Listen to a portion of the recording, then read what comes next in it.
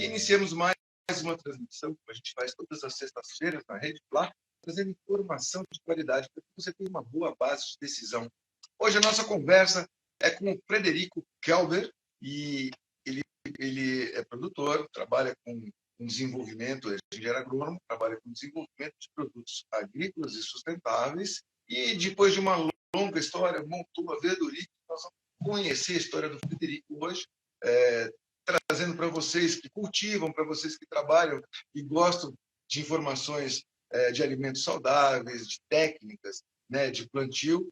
Hoje nosso bate-papo vai ser com o Frederico. Frederico, muito obrigado por ter aceitado o nosso convite, muito obrigado por estar aqui conosco. Nós vamos bater um papo suave, leve. Eu gostaria que você fosse assim, o mais didático possível, porque as pessoas que nos acompanham, também alguns são produtores, mas a grande maioria é consumidor. A nossa responsabilidade aqui é trabalhar com informações de precisão, de qualidade, para que as pessoas se estimulem, para que as pessoas possam ter dentro delas aí opções de escolha, né, e um entendimento maior sobre como funciona a produção dos alimentos, como funciona a distribuição, como funciona essa cadeia toda, até que esse alimento de mesa chegue na casa de cada um. É um prazer estar com você, muito obrigado.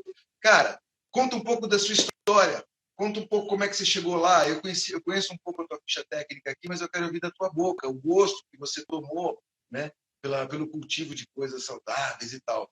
Isso eu sei que tem a ver com a sua mãe, com a sua avó, isso tem a ver com a tua infância. Conta um pouquinho, porque pessoas viveram um pedaço da sua infância, mas não tiveram a coragem, né? Tem muita gente que assiste a gente aqui, que está no interior, que morou no interior, que veio do interior, né? Que viveu um pouco disso que você viveu, né? E aí eu quero que você estimule essas pessoas a ter uma atitude mais bacana, mais saudável.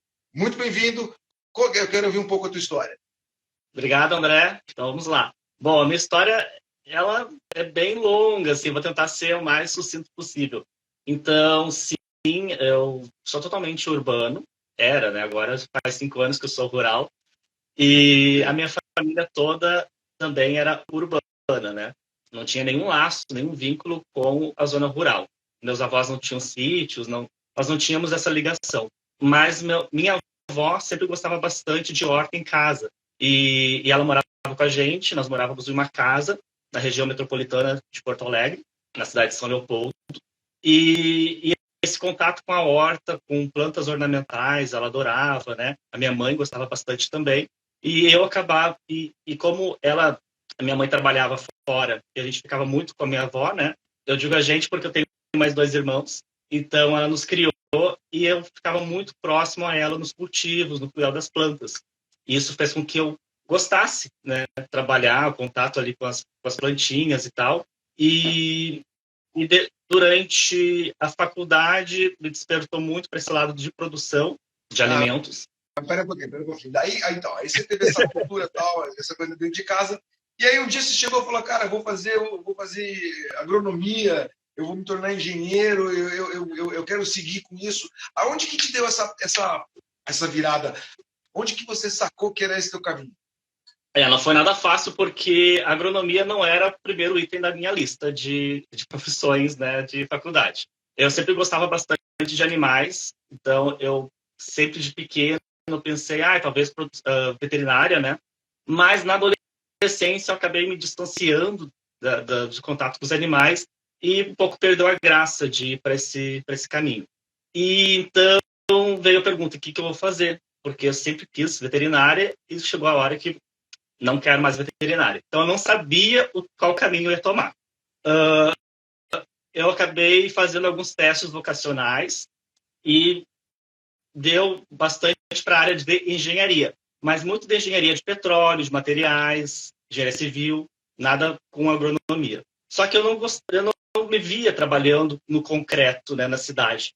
Eu sempre gostava de trabalhar com plantas. E aí eu comecei a olhar os cursos da faculdade, comecei, esse curso aqui é agronomia, engenharia agrônoma e tal. Comecei a olhar as disciplinas, me identifiquei, vou fazer agronomia. Então, eu entrei no curso de agronomia sem saber muito sobre o que era um agrônomo, né? Eu fui aprendendo durante a faculdade e fui me apaixonando cada vez mais com o curso de agronomia, porque é um curso muito amplo, tu trabalha em diversas áreas, né? E no final eu acabei migrando para a área de produção de alimentos. Mas foi uma construção durante o curso, né? Essa esse interesse, né, por produção de alimentos. Eu ia fazer uma brincadeira com você, essa questão dos animais, né, gostar dos animais, da vida selvagem. Fica tranquilo, cara, isso pode voltar, basta você casar, né? E todo casado vive um pouco dessa vida selvagem e tal, acaba criando um bichinho de estimação chamado filho. Nós todos somos, eu estou fazendo uma brincadeira boba aqui, só para dar um pouco de risada, mas sabendo que nós todos somos animais, né? Nós somos da raça animal, e alguns de nós somos até racionais. Então, assim, se você perder um pouco o gosto pelos bichos, fica tranquilo, eles voltam à tona, fica sossegado.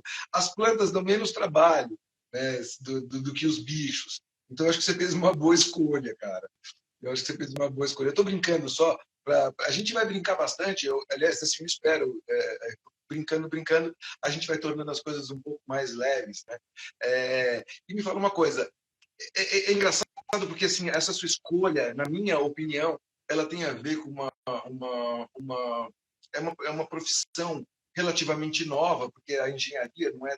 A engenharia empírica existe desde que o mundo é mundo, mas a engenharia postulada, ela é, sei lá, 500 anos, talvez, um pouco mais. Ela é uma coisa nova, mas é uma profissão, é um mercado futuro que eu acredito que não tenha fim, porque o uso da tecnologia, o uso do conhecimento, e quanto mais passa o tempo, mais vem à tona informações sobre DNA, sobre moléculas, partículas. Cada vez a gente vai entendendo mais o contexto que a gente está inserido, e algumas profissões são profissões que no futuro próximo, já é para esse futuro de agora, né, para o nosso presente, já são absolutamente importantes, porque mecânica de precisão, agricultura de precisão, isso tudo, esse entendimento a miúde das coisas, vai tornar, já tem tornado cada vez mais, tem trazido cada vez mais melhorias e benefícios. Por exemplo, eu vi que você passou pela Emater. A Emater faz um trabalho significativo. Alguns órgãos estatais, algumas empresas desenvolvem.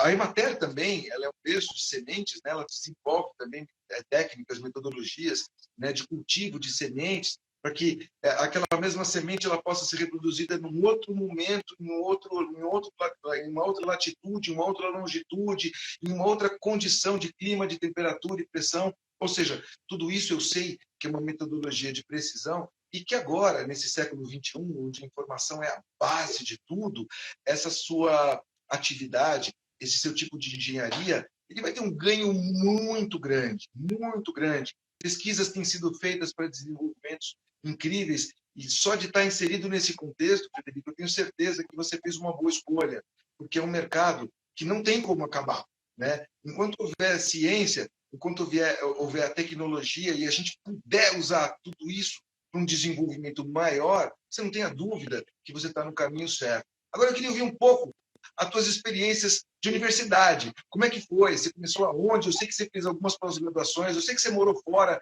e eu quero que as pessoas entendam o contexto dessa nossa conversa, para depois, quando a gente for falar um pouquinho de produção de tomate, quando a gente for falar um pouco dos trabalhos que você desenvolveu, para que ele esteja contextualizado e fique mais fácil das pessoas entenderem. Conta um pouquinho. Você começou, aí você me contou como é que você chegou lá, né? Você chegou lá por conta do entendimento familiar e de uma série de coisas, esse teste vocacional, e aí você entrou para fazer engenharia agrônoma. Agora, conta dali para frente, vamos lá. Então, eu caí de paraquedas no curso e, assim, o curso de agronomia, 99% dos alunos são alunos de produtores rurais ou têm vínculos rurais, né?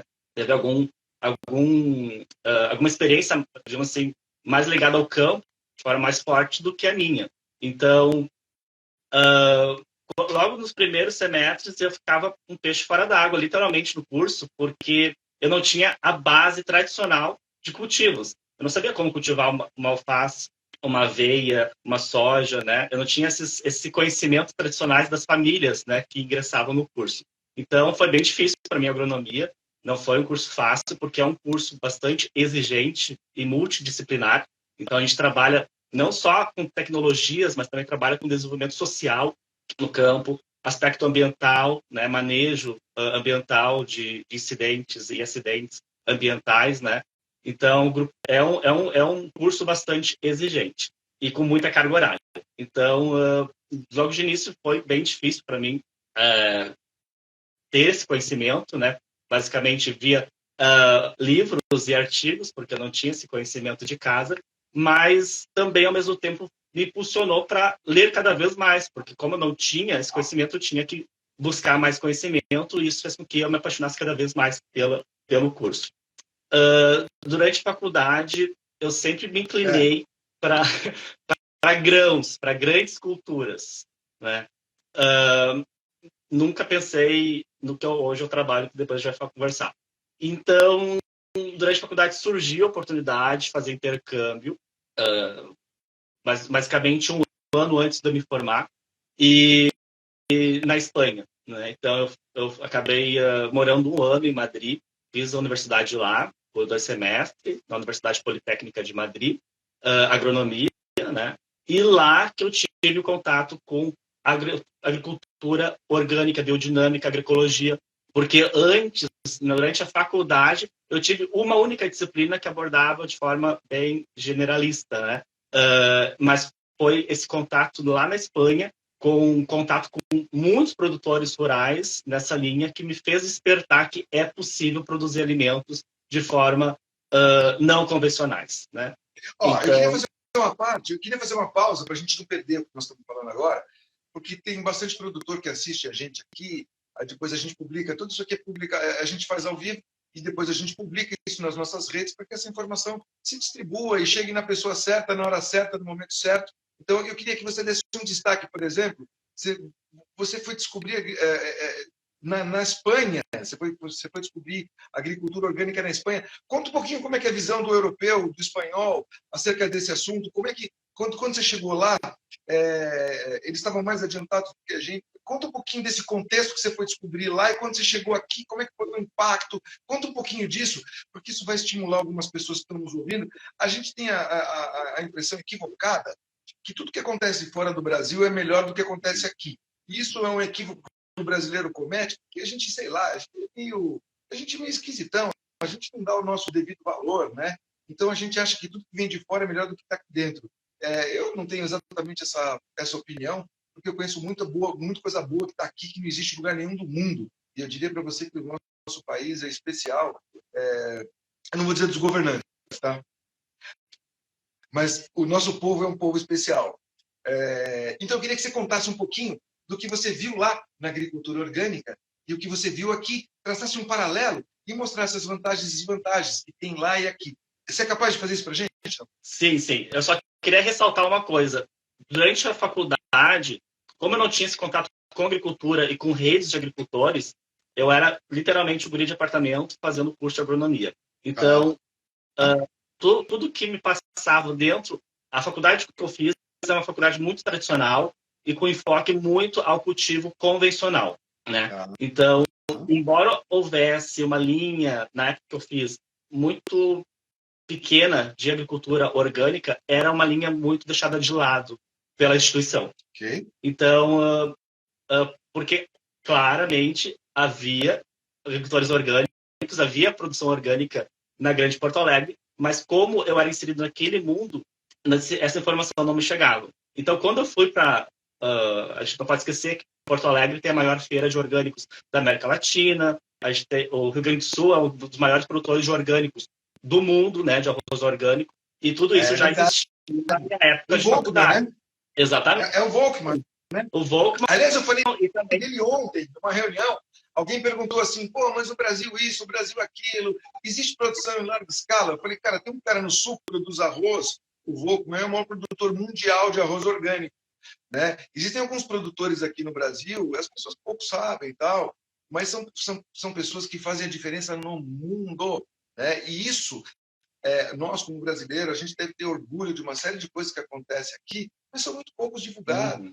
A gente divulga notícia ruim com uma facilidade, numa rapidez, mas notícia boa é difícil. Por isso que essa rede se predispôs a fazer esse trabalho, em trazer essas informações que as pessoas não têm acesso de forma comum, né? A nossa imprensa ela divulga coisas boas, é óbvio, mas, infelizmente, dá mais notícia, dá mais matéria, dá mais venda, dá mais circulação a notícia desagradável. Então, esse papel que a gente faz aqui, que você está fazendo aqui conosco, é muito importante para que a gente receba também estímulos, né?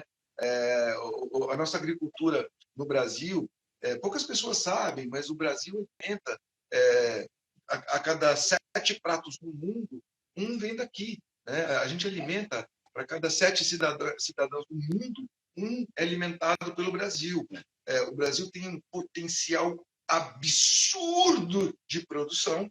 O Brasil tem terra. Nós temos, acho que, se eu não me engano, são 9, 8, 7%, 5% das terras do nosso país que estão agricultáveis nesse momento.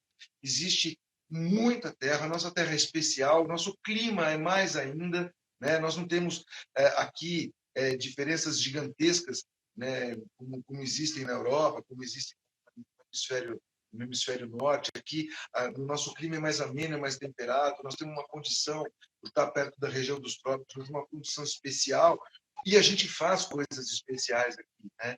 Mas elas são pouco divulgadas, por isso que a gente faz também esse trabalho, para que as pessoas compreendam que o nosso Brasil é muito maior do que a gente consegue conceber na mídia, no dia a dia. São 200 milhões de brasileiros, tem muita coisa boa acontecendo. Então, eu sei que esses contextos que você está me colocando, eles ainda são novos. Por exemplo, a agricultura orgânica no Brasil, ela não é uma coisa, não tem uma tradição muito grande. Eu conheço pessoas que estão há 30 anos. O Rancho Piju, o Lilico do Rancho Piju, por exemplo, está há 31 anos já trabalhando com agricultura orgânica. A agricultura de precisão sendo inserida nesse contexto, e as coisas aqui tendem a melhorar. O que a gente como cidadão comum aqui faz é pedir ao governo, aos governantes, que tragam incentivos, né, para os produtores, para que eles tenham estímulos maiores do que se tem hoje em dia, para que a gente possa ampliar esse trabalho. Você imagina que com 5% das terras plantadas a gente faz isso? Se a gente tiver a possibilidade de escalar isso, a gente tem condições realmente de cumprir uma promessa. E a promessa é Brasil, o celeiro do mundo, né? Então, isso tudo está acontecendo, as coisas não acontecem de uma hora para outra, mas ela acontece com movimentos como o seu, com as pessoas que a gente vem trazendo aqui na telinha, porque esse movimento está acontecendo, a tendência é que ele ganhe um espaço gigantesco em nível mundial. Então, por isso que é importante a gente trazer essas informações aqui, para ver que, enquanto alguns estão passeando pelo mundo, pela vida, está cheio de gente fazendo um trabalho bem bonito. E é disso que nós estamos falando aqui com o Fred, da trajetória que ele teve, das experiências. E aí ele estava falando um pouco da agricultura na Espanha, né? Que foi quando você tomou contato pela primeira vez. E aí, puxa, isso deve ter descortinado para você um mundo novo, né? E foi interessante porque muitas coisas que se falavam lá davam referência ao Brasil, que eu não conhecia. Por isso que eu estou te falando. Você vê que o brasileiro, às vezes, não conhece o próprio Brasil. E me perguntavam, como é que é lá? Né? Eu falei, não sei, porque eu não conheço. E eles ficavam chocados. Lá onde? Você perguntou. Então, lá no seu país. Várias vezes. Nossa, várias vezes. Assim, uma saia justa, assim, tanto para produção, controle biológico de pragas, que o Brasil é referência. Isso, eu ia chegar em escala, não é? Não, falando, o Fred, da mecânica de precisão, né? Dessa coisa de precisão. O Brasil é pioneiro nisso, cara. E isso é legal, porque isso essa tecnologia, ela está a serviço da vida, literalmente. Literalmente. Quando a gente fala em tecnologia, alguém pode vir aí e falar assim, mas o fertilizante, eu ia falar outra palavra, eu ia falar pesticida, né? Na verdade, urmicida, pesticida, tudo que acaba em sida, não é legal. Você que morou na Europa, o que quer dizer sida? SIDA? É o HIV, né? AIDS, né? É o HIV. É o HIV. SIDA, na Europa, é o mesmo que falar que o cara está com AIDS. É o HIV. Então, assim, se você me imaginar que um fungicida é bom, Eu só não sei para quem. O furmicida, cara, tudo que me incida no final, para mim, exceto a Aparecida, né? Mas quando Aparecida não, Aparecida é legal, mas furmicida, fungicida, não é legal. Mas eu toquei nesse assunto para brincar um pouco, para falar de que a tecnologia ela vai trazer e está trazendo, sem dúvida, ganhos que a humanidade vai ter.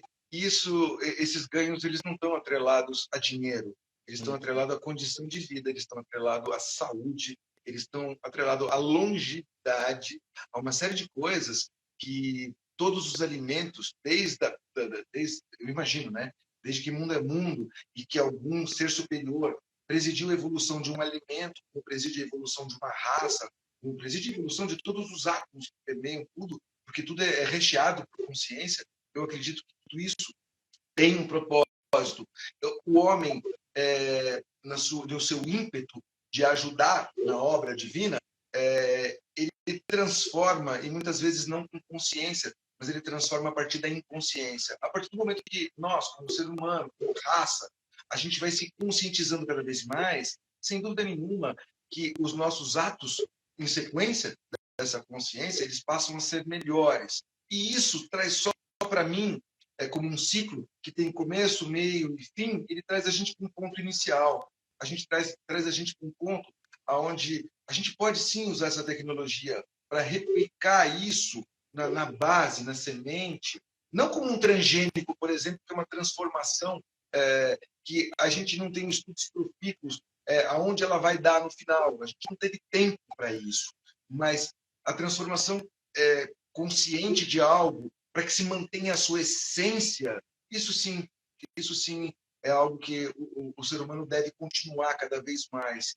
E isso é evolução, né? Evolução não é a gente encher uma coisa de química, produzir aquilo, horrores, ingerir e morrer, né? Por conta dessa ingestão de uma química que mais te maltrata.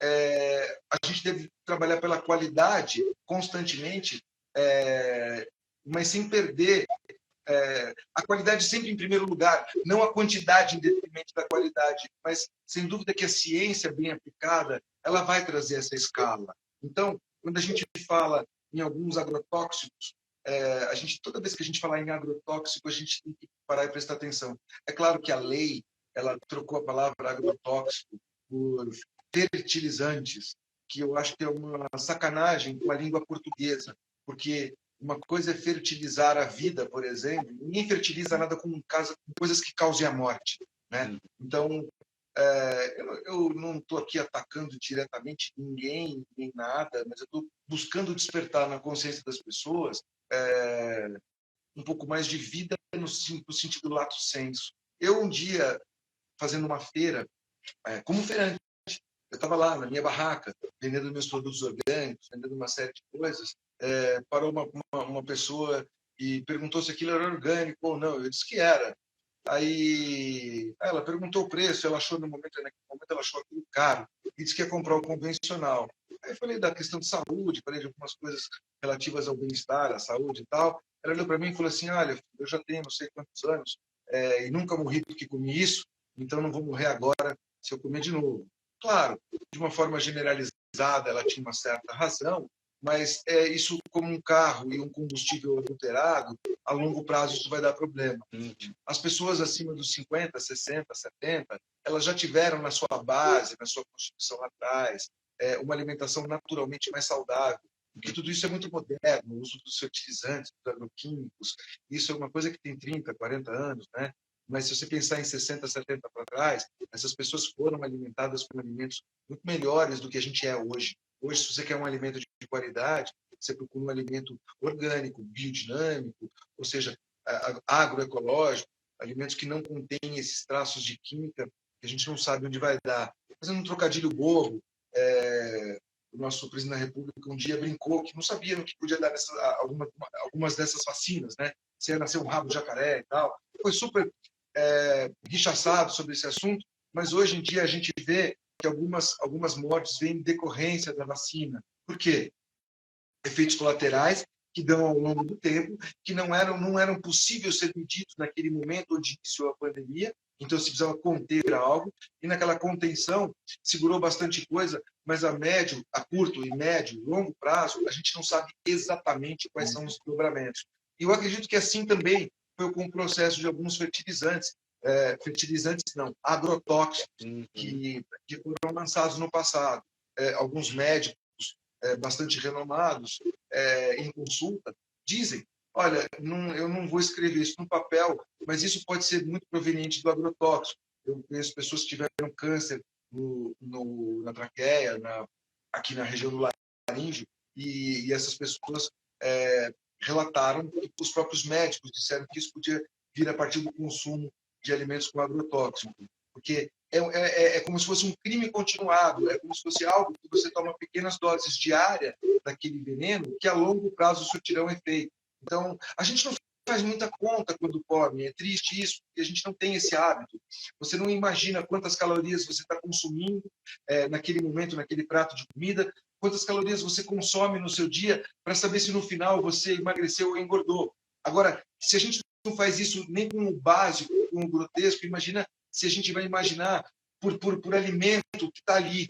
Então, se você imagina o consumo, a gente não tem ideia do quanto a gente consome de sal por dia. Existe sal nos alimentos, existe sal na comida, existe o saleiro na mesa. O açúcar é a mesma coisa. Quantos cafés se toma, quanto se coloca açúcar ou não, se esse açúcar está no contexto de alguns molhos que se come no nosso dia a dia, num suco. Então, a gente não tem ideia de quanto a gente consome de açúcar, de quanto a gente consome de sal, e muito menos do quanto a gente consome de agrotóxico, de químico, porque alguns químicos são colocados em determinados alimentos que não vão em outros vão em outro. Ou seja, existe um monte de coisa, um contexto gigantesco nos quais nós estamos inseridos e contas que a gente não faz.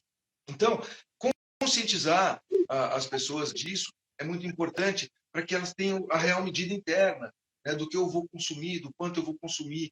Então, aqui de pronto, na frente de um engenheiro agrônomo, eu já digo, gente, alimentos com casca convencional, dá um trato melhor, lava mais, passa aí um vinagrão, pega algum produto que faça essa limpeza de forma que o seu alimento fique higienizado e que você tire a maior parte desses alimentos com casca que você vai consumir da superfície do agrotóxico, né? Então, vai fazendo isso devagar, gradual e constante, alimentos que ficam na terra, internos na terra, aqueles que são pulverizados. Então, faça essa conta. É importante a casca dos alimentos, porque lá contém muitos nutrientes, mas que essa casca seja uma casca limpa, né? Então, a higienização dos nossos corpos também deve ser feita no alimento.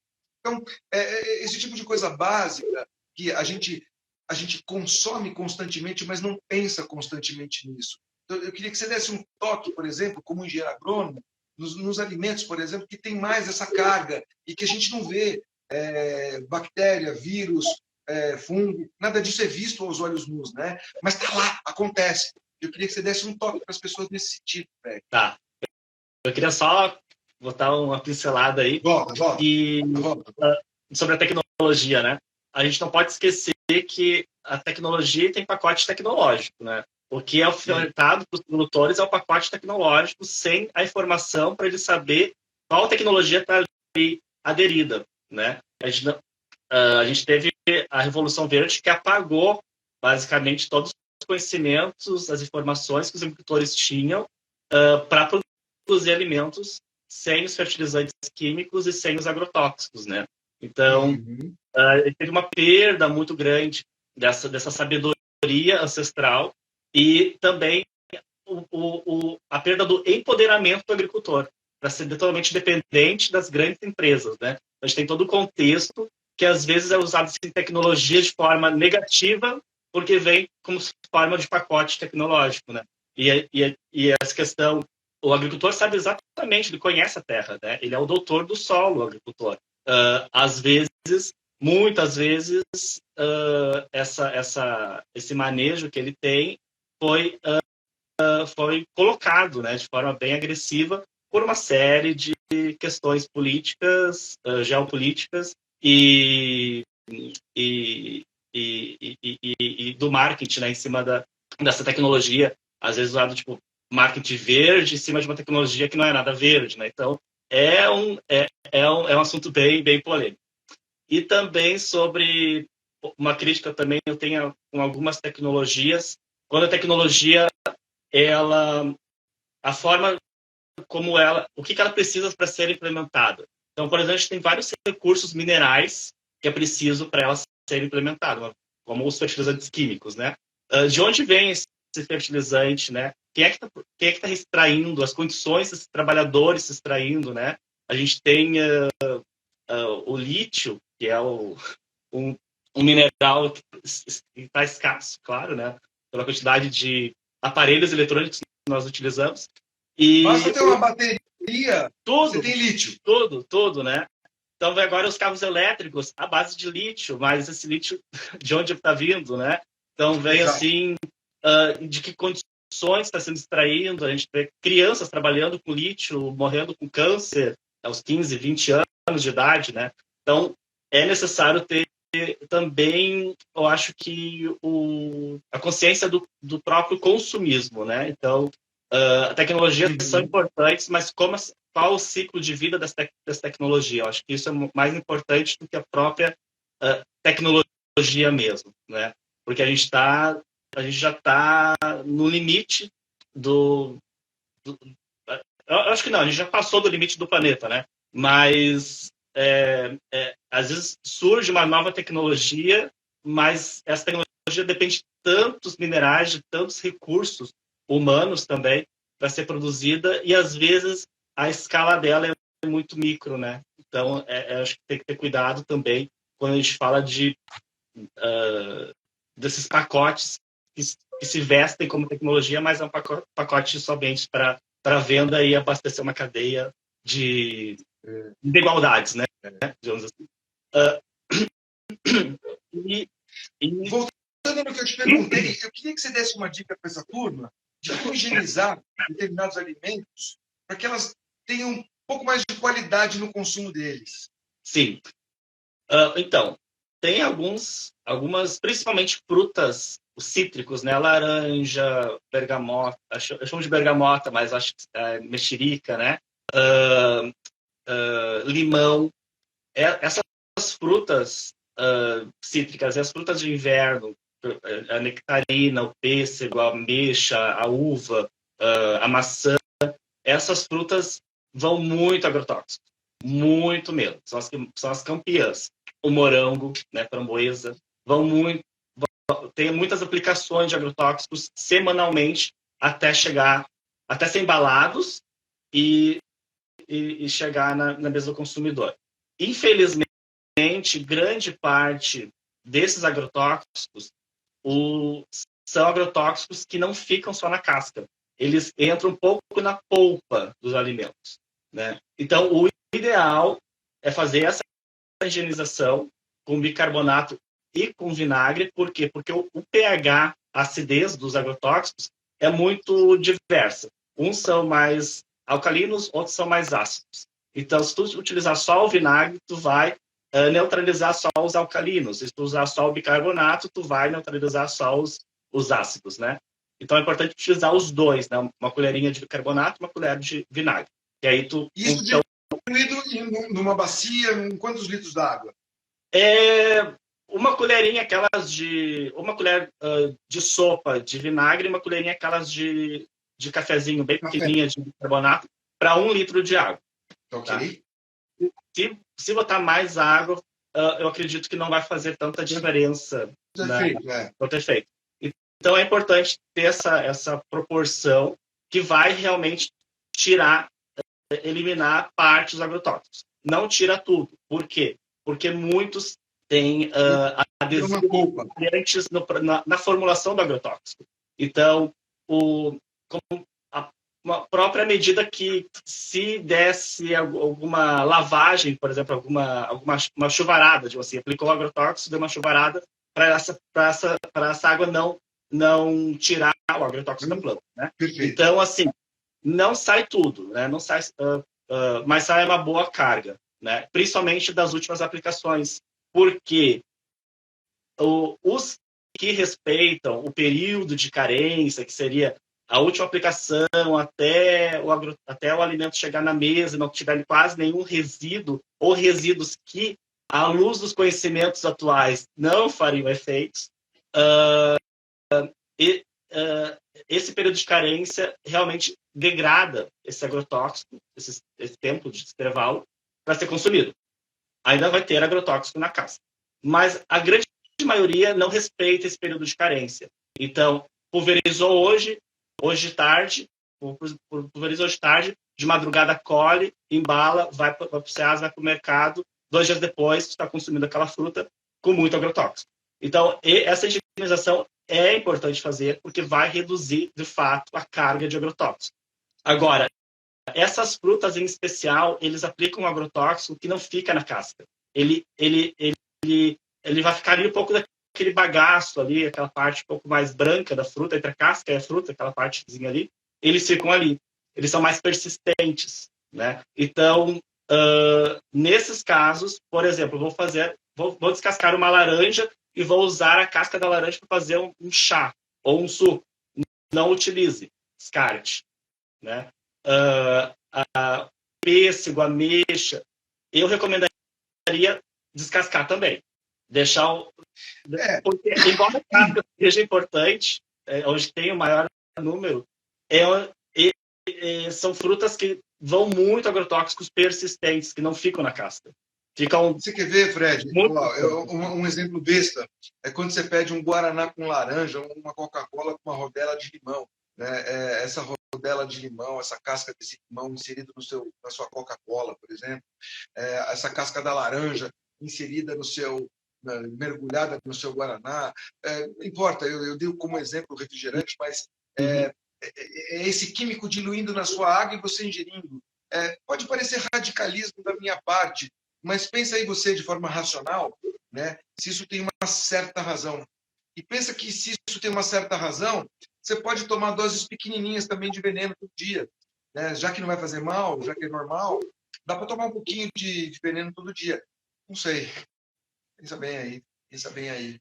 Desculpa te interromper, mas eu acho que alguns assuntos polêmicos valem a reflexão. Mas a gente vai ficar radical, aí a gente não vai poder fazer mais nada nesse mundo. Vai, faça bem feito.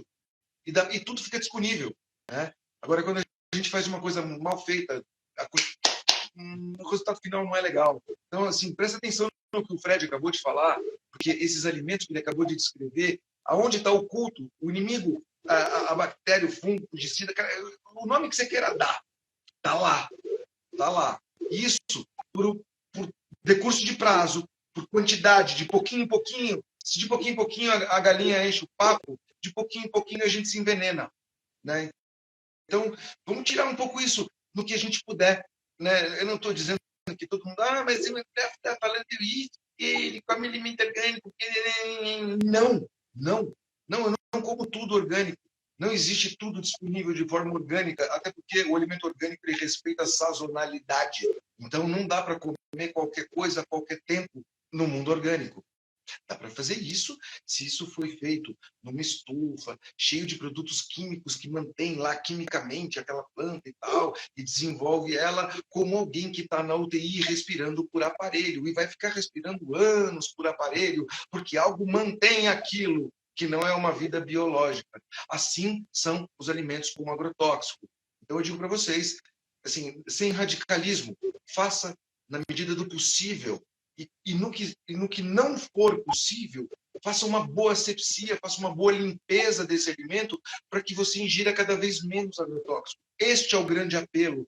Não há radicalismo nenhum, porque todos os opostos eles são desequilibrantes, tanto para um lado quanto para o outro. Se você quer equilíbrio, né, você pode fazer isso com o seu alimento. Olha, isso aqui eu consegui adquirir orgânico, isso aqui eu não consegui. O que eu não consegui, eu vou dar um trato especial. É simples.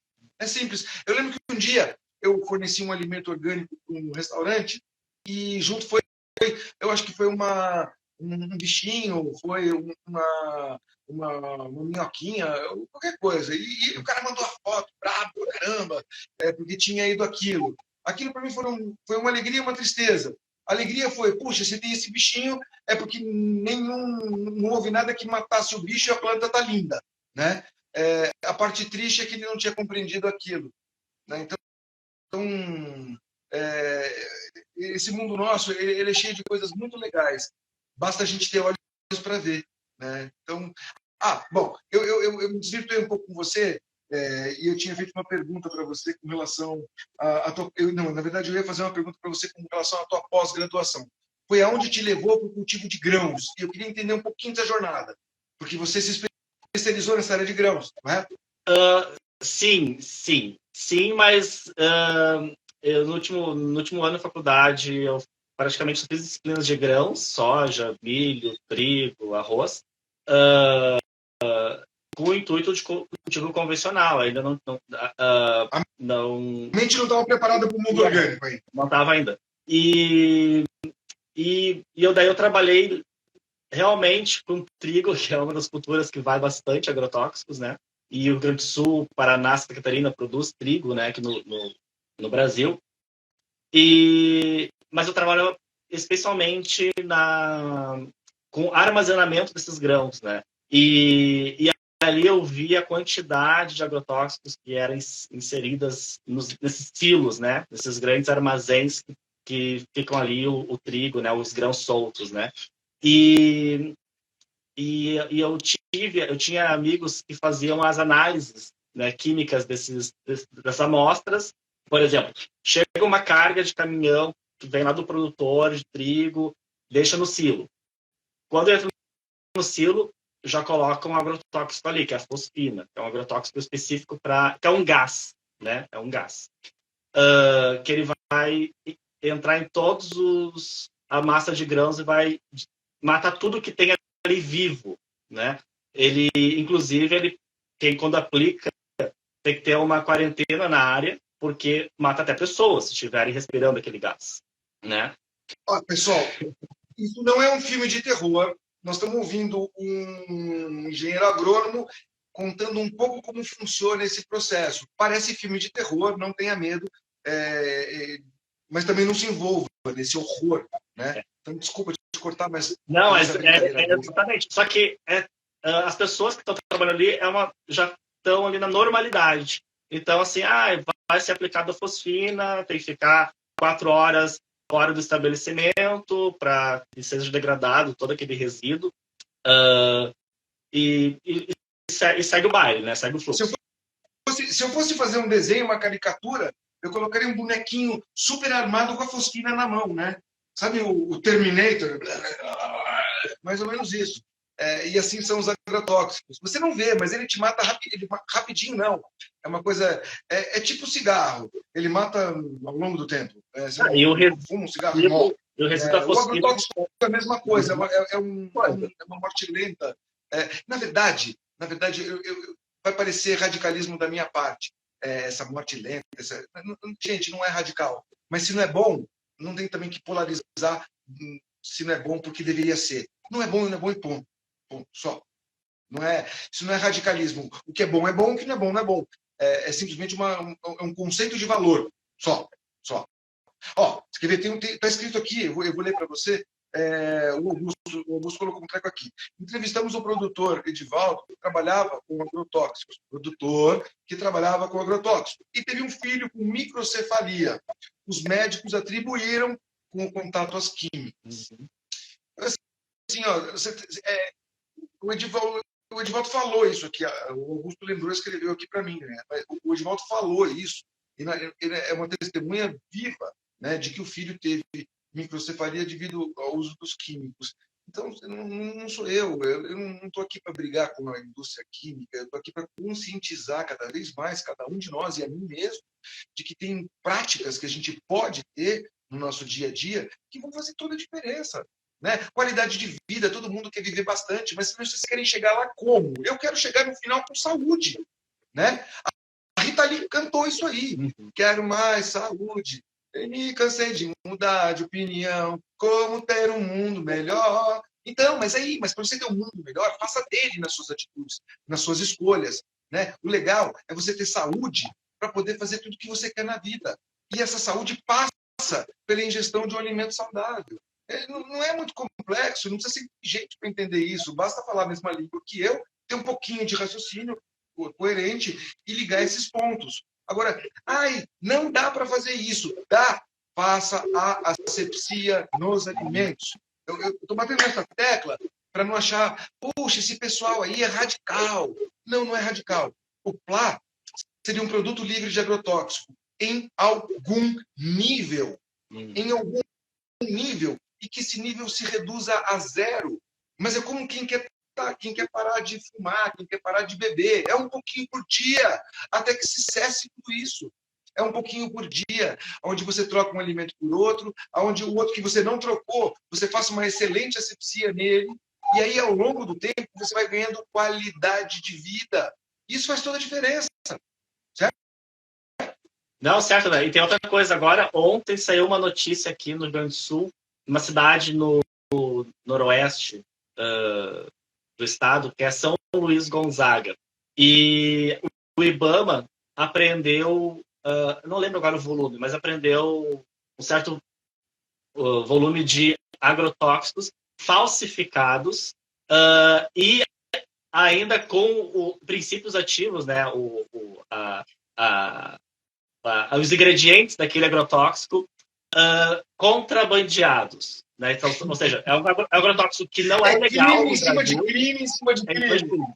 E vai para o convencional. Então, assim, a gente também está trabalhando com agrotóxicos que não são estudados, não tem nada sobre eles, ou quando tem, são proibidos em grande parte do hemisfério norte. Né?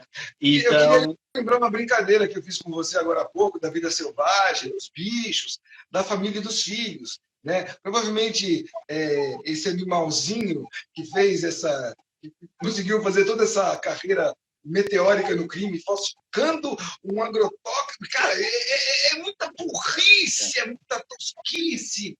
Né? Para quê? Por dinheiro? Cara, é muita maluquice, é muita maluquice. Não sei se eu tenho uma mente tosca, cara, mas eu ouço essas histórias. Segue daí, Fred. Segue daí, desculpa, te interrompi. Não. É que agora me veio essa notícia, né? Porque realmente é isso. Aquela questão assim, tu tem muito mais viés ali dentro da tua alimentação que tu não controla e tu nem sabe que existe, né? Tu acha que isso tudo é controlado, tudo fiscalizado, né? Mas tem um grande tráfico de agrotóxicos no país, né? Eu vou dar um toque para você aí, ó. Se você acredita muito nos governantes, faça uma reflexão. E não são os nossos, tá? É no mundo todo. Quando você coloca a cabeça de um homem em um pacotaço de dinheiro, alguns homens vão sucumbir a esse pacotaço de dinheiro. Outros não. Alguns governantes sucumbem. Pouquíssimos outros não. Então, cuidado, porque o governo controla isso. Mais ou menos. O governo controla o que ele consegue. O que ele não consegue, passa. E passa muito mais do que ele controla. Né? Senão não haveria droga, senão não haveria nenhum tipo de droga, porque o governo controla isso, viu, pessoal? O governo controla as entradas de droga e controla mesmo. Nas fronteiras, nos aeroportos, nas estradas. O governo controla tudo isso. Mas eu acho que não está faltando por aí, não. Eu acho que deve ter droga o suficiente espalhada. Então, eu estou dando um exemplo tosco, mas bem verdadeiro e bem coerente. O governo controla, mas não deve estar faltando por aí. Ou seja, se controlasse de forma real, não teriam nas ruas. Se controlasse os agroquímicos de forma real e de forma saudável, eles não estariam na prateleira. O nosso governo controla, mas aqui existem agrotóxicos que não são vendidos em lugar nenhum do mundo. E isso faz toda a diferença. Então, cuidado com o controle que o nosso governo faz. Ele faz sim o controle, mas não é exatamente como você imagina. Desculpa, eu acho que eu estou ácido. Não, acho que é bem isso mesmo. É bem isso mesmo. Desculpa. Cara, vamos... Olha aqui, simbioticamente, não é por dinheiro, não. A coisa é profunda. Somente. Tudo será feito para os fins ocultos, nunca para o nosso bem. O bem de um, às vezes, é um mal do outro, né? Às vezes, quando um está sorrindo é porque tem outro chorando, e essa matemática é uma matemática burra.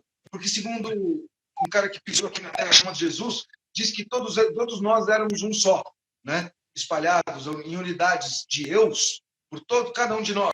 Deus, uma divisão de vários eus.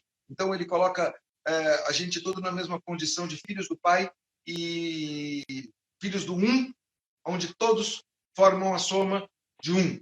Né? Se somos todos iguais, a gente deveria agir, né? Amar, como disse Jesus, né? Amar a Deus como nós mesmos, né? Amar ao semelhante como a Deus, amar você como... Cara, tudo isso que foi dito era muito real. E se isso tivesse sido incorporado por essa humanidade, você não tenha dúvida que não haveriam guerras, que as pessoas não trocariam a vida por dinheiro, que elas não matariam alguns animais, extinguiriam eles por dinheiro. E essa relação nossa com o dinheiro deve ser revisitada e ressignificada para todo mundo que tem mais de 30, 20, que nasceu num século passado e já está vivendo o século atual, tem que entender as novas transformações que esse século traz, e uma delas é a informação. Então, vamos aproveitar, né? Nós temos um mundo na palma das mãos, tem um instrumento de pesquisa, né, que coloca o mundo em tempo real na sua cara, a informação está lá, basta que você tenha vontade, né, de procurar, e está lá tudo. Se você abrir o seu celular agora na palma da mão e entrar, você pode entrar numa câmera ao vivo do outro lado do mundo, na China, no Japão, na Rússia, e você pode ver o que está acontecendo instantaneamente lá. Você tem o Google Earth, te coloca em qualquer lugar do mundo agora, e tudo isso está acontecendo. Você não pode mais ter aquela mente do século XIX, do século XX, onde o seu bisavô criou seu avô, que criou seu pai, que criou você, e você está nos mesmos princípios ainda, ignorando tudo que se tem à sua disposição à frente, com informações de qualidade para que você tenha realmente uma decisão mais sábia, uma decisão mais coerente e consciente. Então, tudo isso serve para que a gente desperte, né, para um novo amanhecer, para um mundo melhor. E este mundo melhor só vai haver se nós fizermos. Não nós para o mundo, mas nós conosco mesmo. Se cada habitante deste planeta, que hoje está em torno de 8 bilhões de pessoas, se cada um de nós fizermos a nossa parte, 8 bilhões transformaram o planeta. Não esperem uma pessoa agir por você, fazer por você, pelo seu estado, pelo seu país, pela sua nação, pelo seu bairro. Faça você, porque você é o responsável pelas suas atitudes. E você faz a diferença na sua vida. O individual forma o coletivo é abstrato, o coletivo é a soma dos individuais. Então, individualmente, faça a sua própria diferença, faça suas escolhas conscientes. E essa é a grande lição, um caminho para uma jornada de uma vida um pouco mais amena, porque as decisões tomadas de forma inconsciente trazem problema, trazem caos. Só a consciência que coloca a gente de volta no paraíso que o Adão perdeu. Está lá na Bíblia, está lá no Gênesis, está lá, entendeu? Que o Adão perdeu o paraíso que estava dentro e fora de si. Então, esse paraíso, ele traz serenidade, ele traz escolhas saudáveis, ele traz, não, mas vocês são todos gente boa, meio malucão. Não, aqui ninguém é maluco, aqui ninguém rasga dinheiro, aqui ninguém inverte valor. Inverter valor é outra coisa. Aqui nós estamos buscando a raiz, a essência das coisas, para que a gente não perca elas nunca. É só isso. Cara, você quer falar um pouco de tomate? Ou não?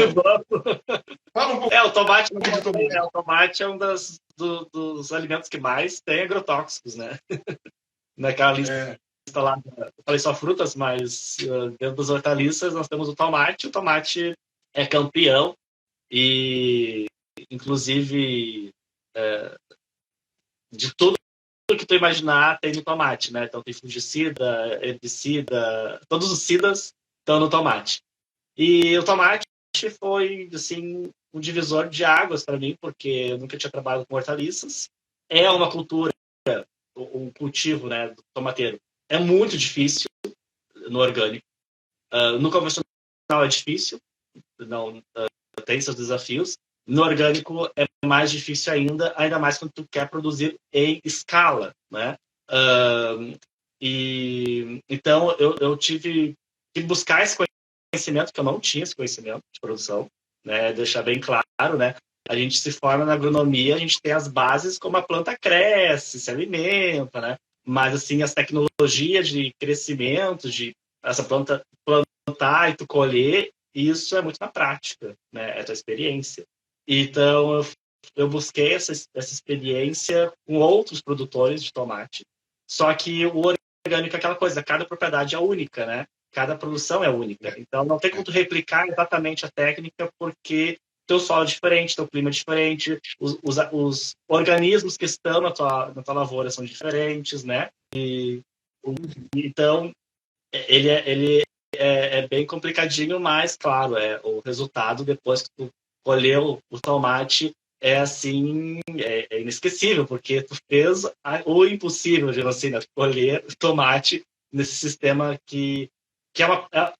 Para entender, o tomate foi tão modificado do original que ele realmente ele está numa bolha, né? Então, tu tem que criar esse ambiente ou estéreo, que é a produção convencional, que aplica tudo ali para conseguir produzir, ou tem que criar um ambiente totalmente biológico para produzir também de uma forma que ele Sabe o não que, perca sabe que isso está tanto, me né? lembrando, Fred? Isso está me lembrando o leite de caixinha e o leite de vaca. Eles são da mesma cor, né? E até parece o gosto, né? O leite da caixinha e o leite da vaca, né? É leite, né? Chamamos de leite da caixinha. Parece, tem até gosto, mas se você pegar um leite da vaca mesmo e tomar ela, colocar num copinho ali embaixo e tomar, para nós, urbanoides, para a gente que vive aqui nas cidades, nos centros urbanos, muito provavelmente esse leite vai dar uma diarreia, uma desinteria, vai soltar por dentro, né? Porque aquilo lá nós não estamos acostumados há muitos anos, tá, né? Sim. Muitos anos. O tomate deve ser a mesma coisa. Eu lembro de um gosto adocicado do tomate quando eu era moço, quando eu era menino.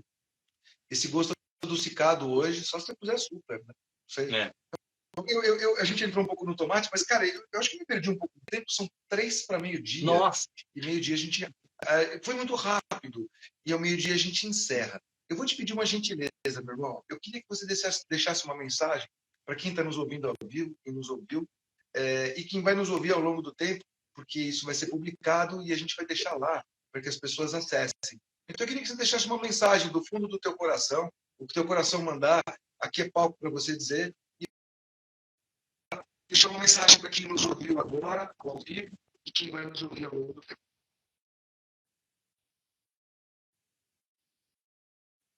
Fred? Tá, tinha trancado um pouco a câmera. Uau! Agora, Tudo bem, você ouviu? Você me ouviu? Sim. Então, eu acho que acredite no impossível. Para mim, essa é a mensagem, porque eu trilhei um caminho totalmente diferente do que eu fui, fui moldado para ser e fui contra tudo, né? E hoje eu acredito que batalhando aquilo que tu realmente acredita e goste, tu vai conseguir. Vai ser trabalhoso, vai ter muitas limitações, vai ter muitas dificuldades, mas a gente chega lá. Então, acho que acreditar no impossível, que os outros dizem que é possível, é fundamental até para mudar o mundo, né? Eu acho que é isso. Cara, sensacional. Sensacional. Eu faço das minhas as suas palavras e de forma complementar eu digo, cara, muitas coisas que foram feitas aqui foram feitas porque achou que não iria conseguir, mas deram o primeiro passo e chegaram num caminho maravilhoso que estava predestinado. Quando a gente rompe uma barreira buscando uma maior, a gente tem uma força divina que empurra. Então, se você tem isso dentro de você, assim como o Fred, faça o que ele fez. Faça uma escolha difícil, aparentemente impossível, mas acredite nela, que deve ter um propósito maior para cada um de nós. Deve ter alguma. Assim, não é uma questão só de acreditar, mas eu imagino que existe para cada um de nós um plano de evolução muito bonito. Se a gente se predispor aí nessa vibe, a gente chega lá. Então, se você tem conceitos pré-estabelecidos, para pensar no novo, acredite no seu potencial, acredite que você é capaz, porque todo desafio vem junto com o desafio, vem, no meu entendimento, um voto de confiança daquele que lhe conferiu o desafio.